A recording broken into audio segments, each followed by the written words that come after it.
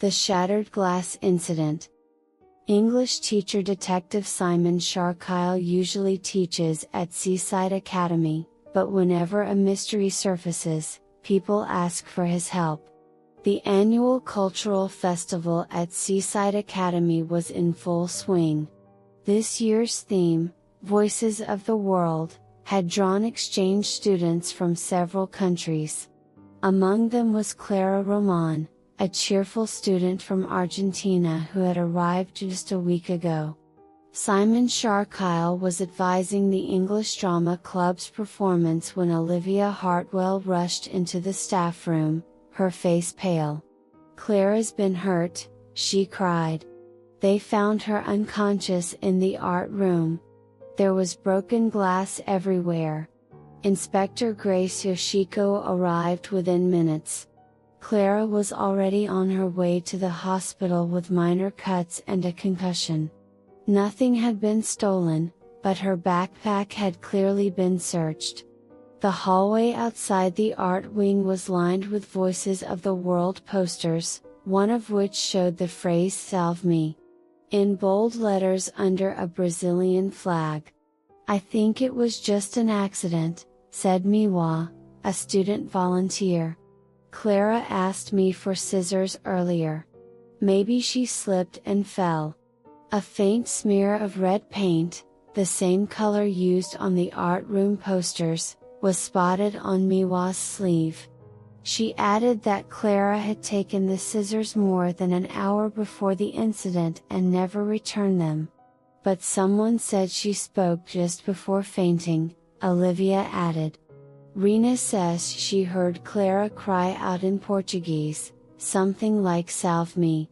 "Doesn't that mean help me?" Simon knew that Rena had once spent a year in Brazil as a child, though few at school remembered that detail.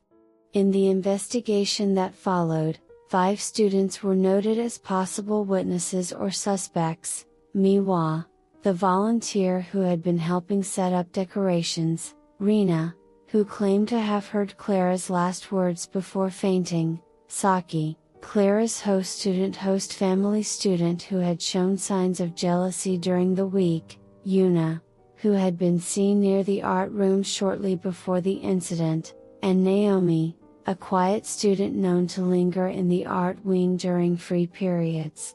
"I just passed by the art room to deliver some flyers," said Yuna, shifting nervously. "I didn't even go inside.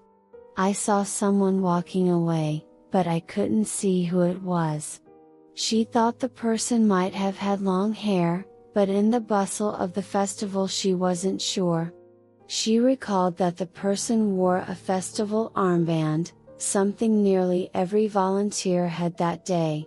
Naomi, seated at the edge of the bench, spoke softly.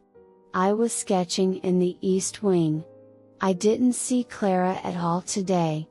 But I did hear glass shattering. I thought it was part of the stage setup." Several club members had overheard Saki raising her voice at Clara during rehearsal the previous day. The East Wing was bustling with sound checks for the main stage, making it hard to tell where any noise came from.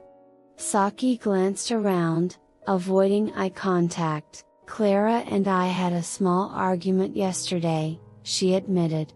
"It wasn't serious, just a misunderstanding about who would introduce the school booth. But I had nothing to do with what happened today." Several classmates later confirmed seeing her helping at the language booth during the time of the incident. By the end of the interviews, suspicion had narrowed to a single account. Simon made no comment but silently jotted notes in his black leather notebook. He wondered briefly whether, in light of the new testimonies, the truth was finally beginning to emerge.